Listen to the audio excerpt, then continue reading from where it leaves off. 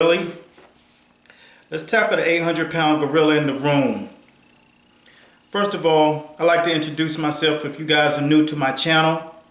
They call me the Fight Doctor. And I thank you guys for watching because you're watching Master Boxing, and you gotta stay tuned because every segment of this show, we cover the fight world and we break it down round by round. Everything in increments and nothing but the facts for you.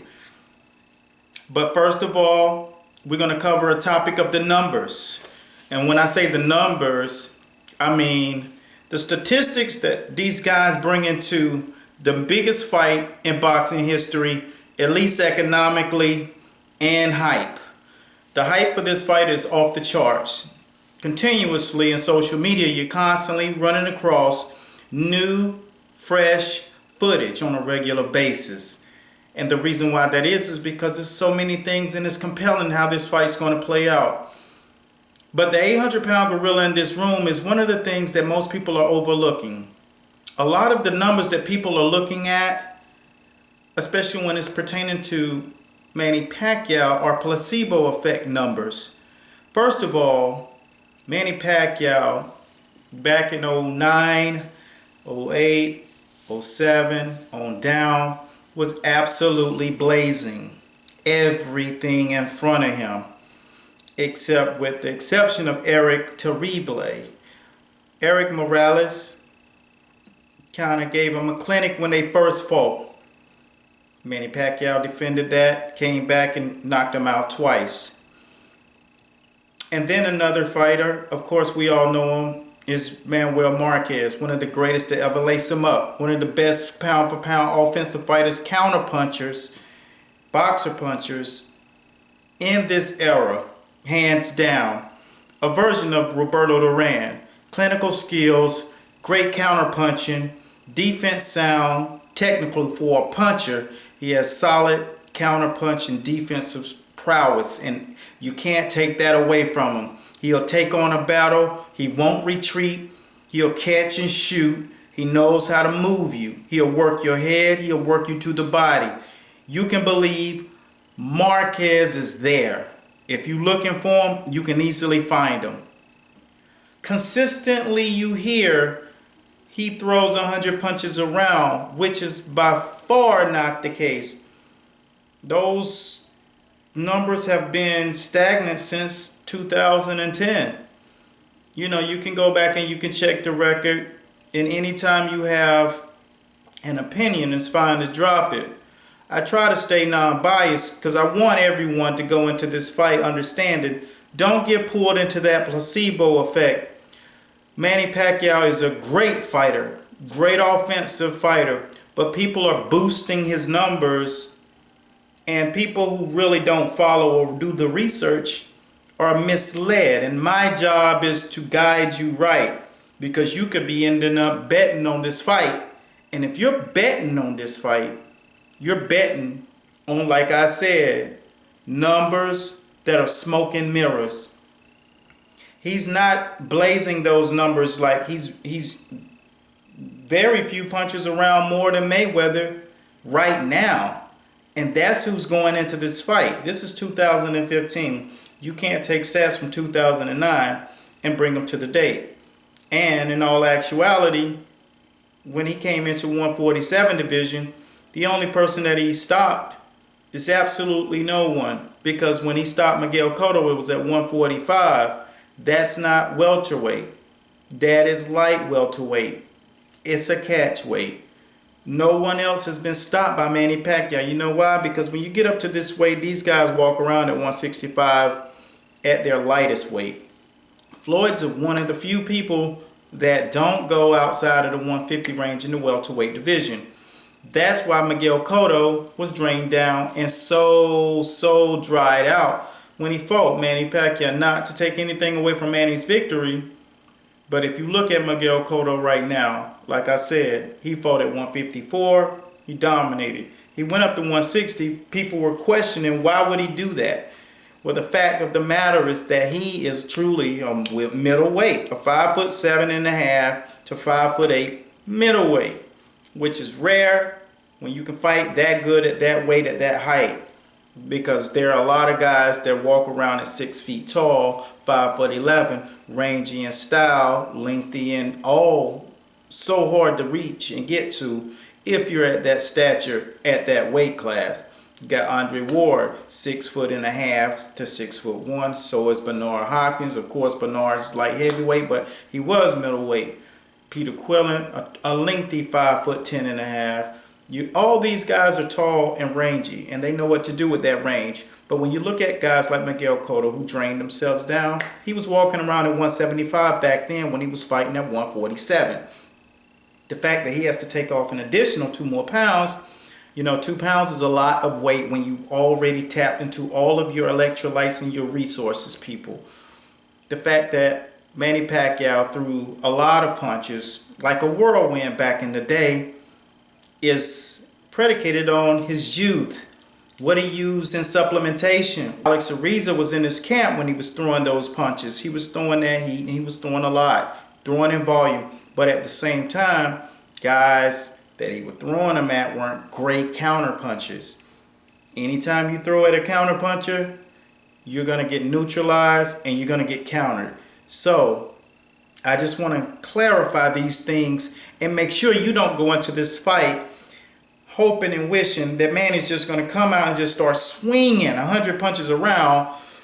It's never going to happen. He's a smarter fighter than that. Needless to say, he don't want to get sidestepped and picked apart, because that's what will happen if he comes in there thinking he's going to throw a whirlwind.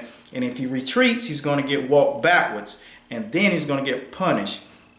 Like I said, clearing things up, making sure you don't go into this fight with a placebo effect. And first and foremost, when Mayweather and those guys stand in the ring, the power.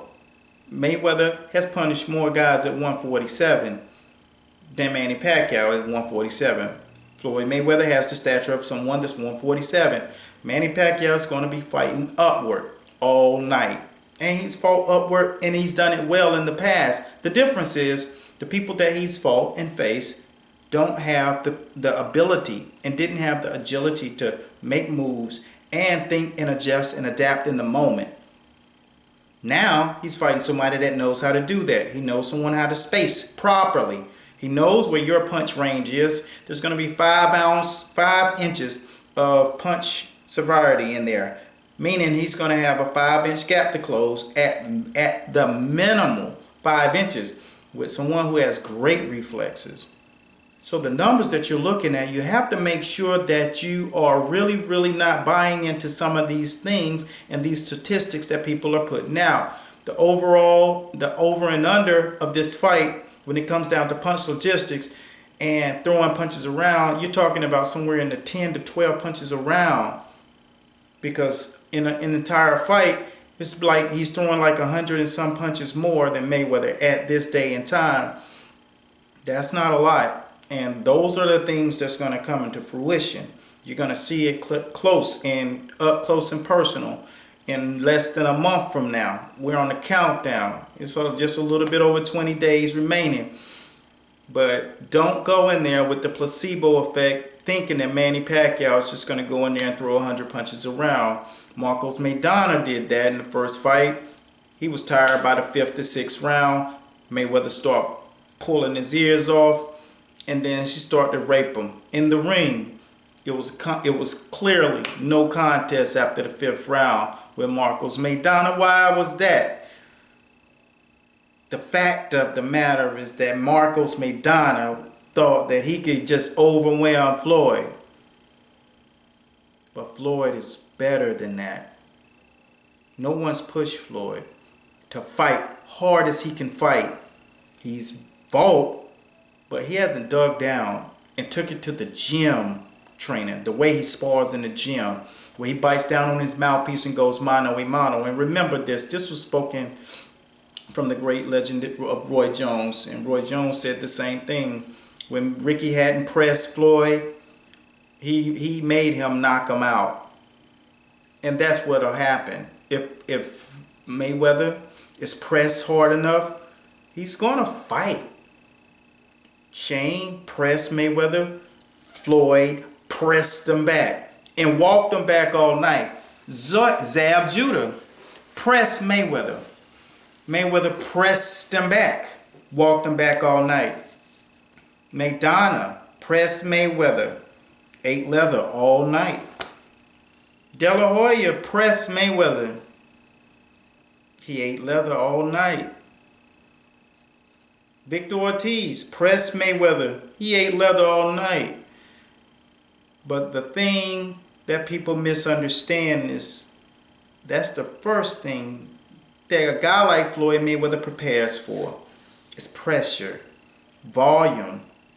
Bring it. Go back and look at the Victor Ortiz and Floyd Mayweather fight. Victor Ortiz was a bigger version of Manny Pacquiao. Southpaw, strong as hell, 5'9", brought the pain, and ended up getting knocked out. We're talking about a totally conditioned man. And everyone that gets in the ring with Floyd Mayweather is totally conditioned. I want you to take these things and really take them into account. If you are a fan and you're looking at it through the eyes of fandom, this video may rub you the wrong way, but it's all about giving you the facts and breaking the fight world down and giving you the right things to really weigh on, measure this fight, and really put the thing into the calculator and see really where it comes out. Because when it's all said and done, what's going to matter is May 2nd, what they do that night. But if you look at it and the way that the people have drawn this out, if you listen to those voices being vocal in social media, Manny's going to do this, Manny's going to do that. You listen to people like Skip Bayless, Manny's just going to buzzsaw and knock Floyd out early in the fight. But you're talking about knocking a guy out who hasn't even been down. That's an obstacle. Look at the way that Pacquiao is in the ring when he's fighting fighters. Even as of late, Brandon Rios stood toe-to-toe. You think Brandon Rios has a better chin than Floyd Mayweather? Chris Algieri totally doesn't. So those are the type guys that Manny's been in the ring with since he's been back. Guys that were not dangerous enough to really stop him or challenge him. He knew Brandon Rios walks around in concrete, cement shoes. Chris Algieri is not of that pedigree. He's a skilled boxer, amateur style, brought to a professional level. He can beat a lot of guys. But like I said, he was even questioned against Ruslan Provodnikov. Most people think he lost. I think he won the fight. He did enough to me as boxing, put all those skills together and show heart. But when you're coming with someone in there like a Manny Pacquiao, you got to bring more than that. So when it's all said and done, at the end of this day, and the quote that I'm going to finish with is, numbers don't lie. Men and women do. So take it with a grain of salt. You can't knock someone out just by willing that person to be knocked out and you're on the outside of the ring. It's a reason why Floyd has not been knocked out before. And you better know why. Because he's just not built that way. And he has something else to prove. And my job right now is to make sure that you just have all the insight going into that fight. Floyd Mayweather is a dog. Believe me, you wouldn't make it to 47-0 if you were just a regular guy. Stay tuned. I'm going to break down the visit that Stephen A. Smith had with Floyd Mayweather later in the month last month, and they're starting to air that content, which is very insightful from the inside of the mind of a Floyd Mayweather, viewed through the eyes of Stephen A. Smith.